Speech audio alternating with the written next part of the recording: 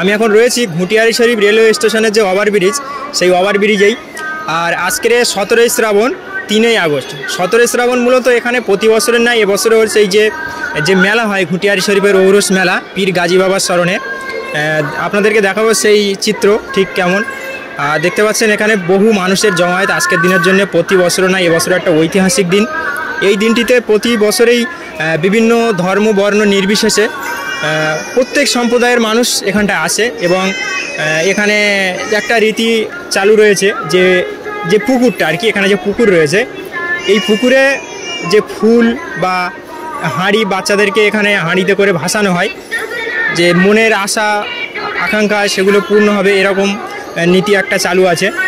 তো আপনাদেরকে সরাসরি দেখাবো আজকের যে 17ই শ্রাবণ 2025 চিত্রটা ঠিক কেমন। দেখতে থাকুন সম্পূর্ণ ভিডিও। আর যদি ভালো লাগে ভিডিওটি শেয়ার করে দেবেন।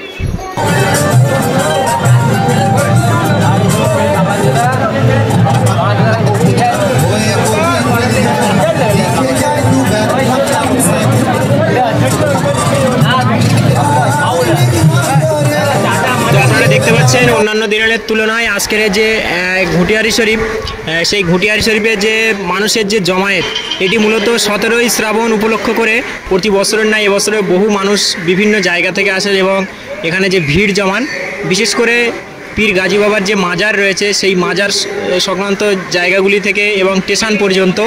আর মাজারটি একদম স্টেশনের কাছাকাছি, যার কারণে স্টেশনের কাছেও বহু মানুষের জমায়েত। আর এখানে পুলিশ প্রশাসন বন্ধুরাও খুব সুন্দর সহযোগিতা করছে। যারা বিভিন্ন জায়গা থেকে পর্যটকরা আসছেন তাদের সহায়তা কেন্দ্র এখানেও অফিসও করা আছে, যাতে কারোর কোনো সমস্যা না হয়।